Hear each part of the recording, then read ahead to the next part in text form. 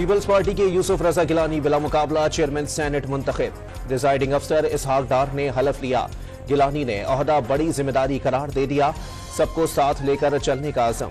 تحریک انصاف کے ارکان کا احتجاج، چیئرمین سینٹ کی ڈائز کے سامنے شدید نعرے بازی کی۔ نون لیگ کے سیدال خان ناصر نے بلا مقابلہ چیئرمین سینٹ منتخب ہونے کا حلف اٹھا لیا۔ چیئرمین سینٹ یوسف رضا گیلانی نے حلف اٹھ لیا۔ تحریک انصاف نے سینٹ الیکشن کا بائیکاٹ کر دیا، اجلاس ملتوی کرنے کا مطالبہ۔ خیبر پختونخوا سینیٹرز کی نمائندگی تک الیکشن میں حصہ نہیں لیں گے۔ ایوان بالا نامکمل ہے، چیئرمین اور ڈپٹی چیئرمین کا انتخاب غیر قانونی ہے۔ سینیٹر علی ظفر کا اجلاس سے اظہار خیال۔ آئینی تقاضوں کے تحت ایوان بالا مکمل ہے، خیبر پختونخوا میں الیکشن کسی قدرتی آفت پر ملتوی نہیں ہوا۔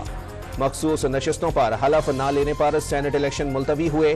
پشاور ہائی کورٹ نے کے پی اسمبلی اجلاس بلا کر حلف لینے کا کہا، جسے ہوا میں اڑا دیا گیا۔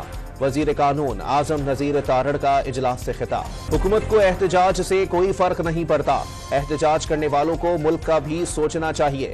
ملکی مفاد اور استحکام کے لیے مل بیٹھ کر بات کریں، احتجاج سے کچھ حاصل نہیں ہوگا۔ وزیر دفاع خواجہ آصف کی گفتگو۔ دانش اسکول نے پاکستان کے ہزاروں بچوں کو تعلیم سے آراستہ کیا، یتیم بچوں کا سہارا بنا۔ ملک کے دور دراز علاقوں میں اسکول بنائے جا رہے ہیں۔ وزیر اعظم کا تقریب سے خطاب۔ شوال کا چاند دیکھنے کے لیے مرکزی رویت ہلال کمیٹی کا اجلاس آج اسلام آباد میں ہوگا۔ محکمہ موسمیات کے مطابق عید الفطر کا چاند نظر آنے کا قوی امکان۔ ملک کے بیشتر حصوں میں مطلع صاف ہوگا، نظر آنے کے لیے چاند کی عمر بھی پوری ہوگی۔ بحری برادری عید الفطر جوش و خروش سے منا رہی ہے۔ صدر کی طاہری مسجد میں عید الفطر کی نماز کا سب سے بڑا اجتماع ہوا۔ مسجد کے باہر اور اطراف سیکیورٹی کے سخت انتظامات کیے گئے۔ پولیس اور رینجرز کی بھاری نفری تعینات کی گئی۔ سعودی عرب میں شوال کا چاند نظر نہیں آیا۔ عید الفطر کل منائی جائے گی۔ متحدہ عرب امارات، قطر اور آسٹریلیا میں بھی کل عید ہوگی۔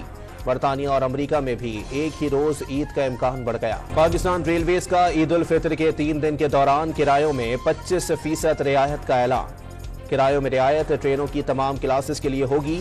عید اسپیشل ٹرینوں پر اطلاق نہیں ہوگا، پاکستان ریلوے کا اعلان۔ اور پاکستان اسٹاک ایکسچینج میں تیزی کا رجحان، 600 پوائنٹس اضافے کے بعد 100 انڈیکس 70,000 پوائنٹس کی ریکارڈ سطح عبور کر گیا۔